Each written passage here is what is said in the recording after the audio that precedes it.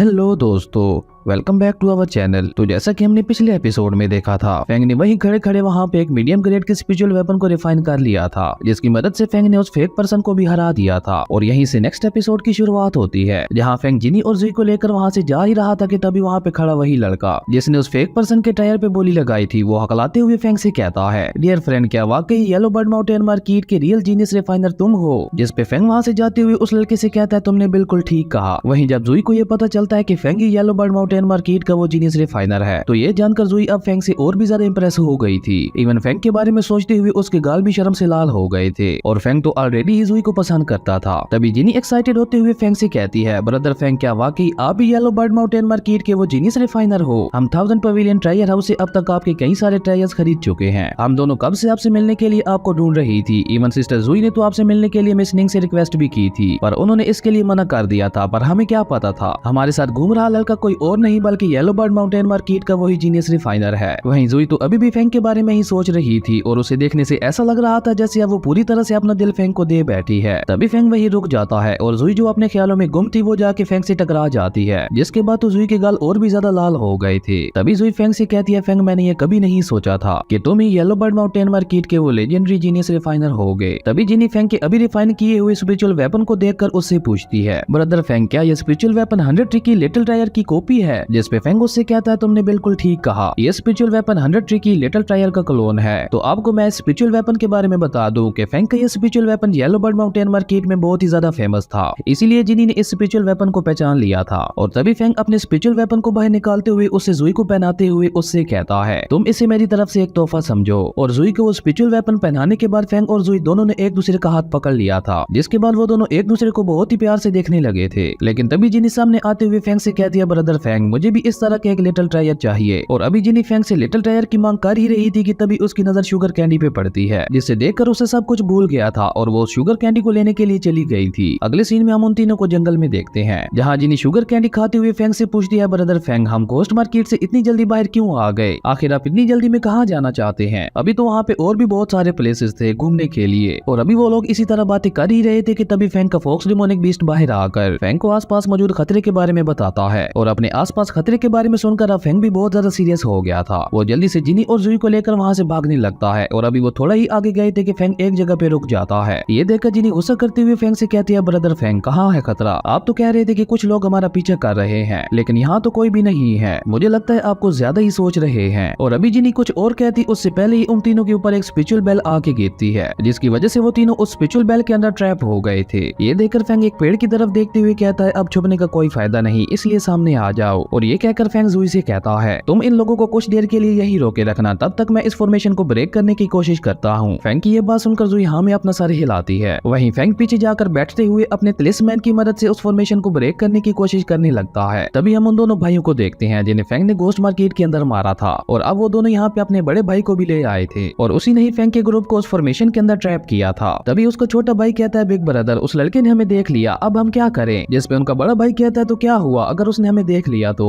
वो वैसे भी हमारी फॉर्मेशन के अंदर ट्रैप हो गया है, इसलिए अब हमारा यहाँ पे छुपने का कोई भी फायदा नहीं है, इसलिए निकलो यहाँ से। और ये कहकर वो तीनों भाई जंप करते हुए फेंग के ग्रुप के सामने आ जाते हैं, जहाँ वही लड़का जिसके मुंह पे जिनी ने थूका था वो जिनी को देखते हुए उससे कहता है, लिटिल गर्ल, मैंने ये कभी नहीं सोचा था कि हम इतनी जल्दी दोबारा मिलेंगे, और अब तो तुम यहाँ से भाग भी नहीं सकती क्योंकि तुम हमारी फॉर्मेशन में ट्रैप हो। और ये कहकर वो लड़का धीरे धीरे जिनी की तरफ बढ़ने लगता है, जो देखकर उसका बड़ा भाई उसे धक्का देते हुए कहता है, मेरे होते हुए तुम पहले कैसे जा सकते हो? पहले तुम्हारा ये बड़ा भाई जाकर इस लड़की को सबक सिखाएगा। वहीं ये सब देखकर जिनी भी उनके साथ फाइट करने के लिए आगे बढ़ने लगती है, पर जुई ने उसे रोक लिया था, और जुई अपना चार्मिंग ऑरा रिलीज करते हुए काफी प्यार से उन तीनों को देखने लगती है। और ये देखकर तो उन तीनों भाइयों की आंखें फटी की फटी रह गई थी। तभी जुई जिनी से कहती है, जब तक फेंग उस फॉर्मेशन को ब्रेक नहीं कर पाता तब तक हमें ऐसे ही इन तीनों को रोकना होगा, ताकि फेंग को उस फॉर्मेशन को ब्रेक करने के लिए और ज्यादा टाइम मिल पाए। तभी उन दोनों लड़कों का बड़ा भाई जुई से कहता है, तुम्हारी स्माइल तो बहुत ही ज्यादा प्यारी है, जिससे देखकर हम तीनों भाई तुम्हारी इस खूबसूरत स्माइल में खो गए हैं। और ये कहकर वो तीनों भाई धीरे धीरे जिनी और जुई की तरफ बढ़ने लगते हैं। तभी जिनी जुई से कहती है, सिस्टर हमें और कितनी देर ये नाटक करना होगा, क्योंकि इन लोगों का ये भद्दे फेस देखकर मैं बहुत ही मुश्किल से अपनी हंसी रोक रही हूँ। जिनी की ये बात सुनकर जुई बहुत ही मासूम फेस बनाते हुए उन तीनों भाइयों से कहती है, आप तीनों तो देखने में बहुत ही ज्यादा अच्छे लग रहे हैं, फिर आप हमें यहाँ से बाहर क्यों नहीं निकलने दे रहे। और ये कहकर जुई रोते हुए कहती है, मुझे इस फॉर्मेशन के अंदर बहुत ज्यादा डर लग रहा है, प्लीज हमें यहाँ से बाहर निकालो। और यहाँ पे वो तीनों लड़के जुई की चाल में फंस गए थे और उनका बड़ा भाई जुई से कहता है, प्लीज तुम रो मत, तुमको इस तरह से रोते हुए देखकर मेरे दिल में कुछ हो रहा है, मैं अभी तुम्हें इस फॉर्मेशन से बाहर निकाल देता हूँ। उन लोगों की ये बातें सुनकर फेंग अपने मन में कहता है, ये लड़की सिर्फ खूबसूरत ही नहीं बल्कि बहुत ज्यादा स्मार्ट भी है और इसका ये प्लान तो इसी की तरह बहुत ज्यादा प्यारा है। और ये कहकर फेंग अपनी आंखें खोलते हुए उन तीनों लड़कों से कहता है, अब तुम्हें हमें इस फॉर्मेशन से बाहर निकालने की कोई जरूरत नहीं है, क्योंकि अब मैं खुद ही इस फॉर्मेशन को तोड़ने वाला हूँ। और ये कहकर फेंग ने अपने तिलिस्मैन और स्पिरिचुअल पावर का यूज करते हुए उस फॉर्मेशन को अपने सिर्फ एक ही अटैक में डिस्ट्रॉय कर दिया था। और फेंग का ये अटैक इतना ज्यादा पावरफुल था कि इसको देखते हुए वो तीनों भाई पीछे भाग गए थे। वहीं जिनी और जुई ने भी खुद को बचाने के लिए अपने ऊपर एक शील्ड लगा ली थी। वहीं वो तीनों भाई भागने के बावजूद भी फेंग के उस अटैक के इम्पैक्ट से नहीं बच पाए थे, जिसकी वजह से वो तीनों उड़ते हुए काफी पीछे जाके गिरे थे। तभी फेंग उन तीनों के पास आकर उनसे कहता है, तुम तीनों को तो दिल ही टूट गया, पर तुम तीनों को परेशान होने की कोई भी जरूरत नहीं है, क्योंकि मैं तुम तीनों को यही मारने वाला हूँ। और फेंग ने अपने एक तिलिस्मैन को रिफाइन करते हुए उससे वहाँ पे एक ग्रेट फॉर्मेशन बना दी थी। ये देखकर वो तीनों भाई वहाँ से भागने की कोशिश करते हैं, पर वो तीनों भाई फेंग की इस ग्रेट फॉर्मेशन में फंस गए थे। और ये वही ग्रेट फॉर्मेशन थी जिसकी मदद से फेंग ने शेन तक को हरा दिया था। वहीं उस फॉर्मेशन में फंसने के बाद उनमें से एक लड़का अपने बड़े भाई से पूछता है, बिग ब्रदर हम तो इस फॉर्मेशन में ट्रैप हो गए, अब हम क्या करें। अपने छोटे भाई की ये बात सुनकर उसका बड़ा भाई वहाँ पे चिल्लाते हुए कहता है, द वेस्ट फ्रेंड अब तुम्हारा प्रॉमिस निभाने का टाइम आ चुका है, क्योंकि हम तीनों यहाँ पे फंस चुके हैं, इसलिए जल्दी से यहाँ आकर हमें बचाओ। और उस लड़के के ऐसा कहते ही बाई शेंग ने वहाँ आते हुए पीछे से अपने स्पिरिट वेपन से फेंग पे अटैक कर दिया था, लेकिन फेंग ने उसके अटैक से बचते हुए उल्टा बाई शेंग को ही एक किक मार दी थी, जिसकी वजह से बाई शेंग उड़ता हुआ उन तीनों भाइयों के पास जाके गिरता है। और बाई शेंग को वहाँ देखकर फेंग उससे कहता है, तो तुम यहाँ तक पहुंच ही गए। जिसपे बाई शेंग खड़े होते हुए फेंग से कहता है, तुम्हारी हिम्मत कैसे हुई मेरे साथ धोखा करने की, आज मैं तुमसे अपने रिवेंज के साथ साथ ब्रदर दुआन जी टैंक का भी रिवेंज लूंगा। और ये कहकर बाई शेंग अपना ऑरा रिलीज करते हुए एक पीक गोल्ड फॉर्मेशन प्लेट को बाहर निकालता है, जो कि एक फॉरबिडन वेपन था। और अभी बाई शेंग उस पीक गोल्ड फॉर्मेशन प्लेट से फेंग पे अटैक करता, उससे पहले ही फेंग ने अपनी स्पिरिचुअल पावर का यूज करते हुए उस पीक गोल्ड फॉर्मेशन प्लेट को डिस्ट्रॉय करना शुरू कर दिया था, जिसमें जिनी और जुई भी अपनी अपनी स्पिरिचुअल पावर का यूज करते हुए फेंग का साथ दे रही थी। ये देखकर बाई शेंग हंसते हुए कहता है, ये पीक गोल्ड फॉर्मेशन प्लेट है और एक फाउंडेशन बिल्डिंग रियलम के कल्टीवेटर के लिए भी इस प्लेट को तोड़ पाना इम्पॉसिबल है, तो फिर तुम तीनों तो इस प्लेट की पावर के सामने कुछ भी नहीं हो। बाई शेंग की यह बात सुनकर फेंग उससे कहता है, बाई शेंग अगर मैं तुम्हें एक बार हरा सकता हूँ तो मैं तुम्हें बार बार हरा सकता हूँ। और ये कहकर फेंग जुई को दिए हुए स्पिरिचुअल वेपन का यूज करके उस पीक गोल्ड फॉर्मेशन को तोड़ने की कोशिश करने लगता है। और इस मौके का फायदा उठाकर बाई शेंग ने नीचे से अपने स्पिरिट वेपन से फेंग पे अटैक कर दिया था, लेकिन फेंग भी इसके लिए पूरा तैयार था। उसने अपने मैजिकल वेपन को बाहर निकालकर बाई शेंग के अटैक को रोकते हुए उल्टा उसी पे अटैक कर दिया था, जिसकी वजह से बाई शेंग उड़ता हुआ पीछे जा गिरता है। और तभी फेंग ने अपनी फुल स्पिरिचुअल पावर का यूज करते हुए उस पीक गोल्ड फॉर्मेशन प्लेट को दो हिस्सों में काट दिया था। वहीं फेंग के उस अटैक की वजह से अब बाई शेंग की हालत भी बहुत ज्यादा खराब हो चुकी थी। और ये देखकर जिनी फेंग के पास आते हुए उससे कहती है, ब्रदर फेंग अब हमें और देर नहीं करनी चाहिए, यही सही मौका है, आप इसे मार दें। जिसपे जुई कुछ सोचते हुए कहती है, मुझे डर है कि अगर हमने इसे डायरेक्टली मारा तो हम मुसीबत में फंस सकते हैं, इसलिए हमें इसकी कल्टीवेशन को खत्म करके इसे वांगटिंग माउंटेन क्लैन के हवाले कर देना चाहिए। जुई की यह बात सुनकर बाई शेंग हंसने लगता है और वो दोबारा खड़े होते हुए कहता है, तो तुम लोग मेरी कल्टीवेशन खत्म करोगे। और ये कहकर बाई शेंग ने अपनी लाइफ पावर का यूज करते हुए अपनी स्पिरिचुअल पावर को दोबारा उस फॉरबिडन वेपन के अंदर ट्रांसफर करना शुरू कर दिया था, जिसकी वजह से वो वेपन दोबारा ठीक हो गया था। और यहाँ पे मैं आपको एक बात बता दूं कि अब बाई शेंग क्योंकि अपनी लाइफ पावर का यूज कर रहा था, इसलिए अब वो वैसे भी नहीं बचने वाला था। और अगर एक बार उसने अपनी लाइफ पावर की पूरी एनर्जी उस फॉरबिडन वेपन के अंदर ट्रांसफर कर दी तो उनमें से कोई भी उस वेपन को नहीं रोक पाएगा। और ये देखकर जिनी परेशान होते हुए कहती है, ब्रदर फेंग अब हम क्या करें। जिसपे फेंग जिनी से कहता है, अभी इसने पूरी तरह से उस फॉरबिडन वेपन को एक्टिवेट नहीं किया, तो अभी हमारे पास एक मौका है इसको खत्म करने का, क्योंकि अभी बाई शेंग अपनी लाइफ पावर का यूज उस फॉरबिडन वेपन को एक्टिवेट करने के लिए कर रहा है, इसलिए अभी वो बहुत ज्यादा कमजोर है, तो अभी हम उसे रोक सकते हैं। और ये कहकर फेंग अपनी स्वॉर्ड को बाहर निकालकर उसमें अपनी स्पिरिचुअल पावर ट्रांसफर करने लगता है, जो देखकर बाई शेंग फेंग से कहता है, अब तुम्हारी ये स्पिरिचुअल स्वॉर्ड भी मेरे इस फॉरबिडन वेपन का कुछ नहीं बिगाड़ पाएगी। लेकिन बाई शेंग इससे आगे कुछ कहता उससे पहले ही फेंग ने अपनी स्पिरिचुअल स्वॉर्ड से डायरेक्ट बाई शेंग पे अटैक कर दिया था, जिसकी वजह से बाई शेंग को संभलने का मौका ही नहीं मिला था और फेंग की वो स्पिरिचुअल स्वॉर्ड उसके आर पार हो गई थी। जिसके बाद बाई शेंग अपने घुटनों पे आते हुए फेंग से कहता है, वाकई तुम स्पिरिचुअल वेपन्स बनाने में मास्टर हो, मैंने ये कभी नहीं सोचा था कि तुम इतनी जल्दी इतनी पावरफुल स्पिरिचुअल स्वॉर्ड क्रिएट कर लोगे। मैंने आज तक अपनी लाइफ में तुम्हारे जैसा जीनियस रिफाइनर कभी नहीं देखा, पर तुमने मुझे मारकर अच्छा नहीं किया, अब वांगटिंग माउंटेन क्लैन तुम्हें जिंदा नहीं छोड़ेगा। और ये कहते हुए बाई शेंग वहीं मारा गया था और उसी के साथ बाई शेंग का चैप्टर भी यहीं क्लोज हो जाता है। और इसी के साथ हमारा ये एपिसोड यहीं पे खत्म होता है। अगर आपको ये वीडियो अच्छी लगी तो लाइक कर दें और अगर चैनल पे नए आए हो तो सब्सक्राइब करते जाना। तो मिलते हैं एक न्यू वीडियो में, तब तक के लिए बाय।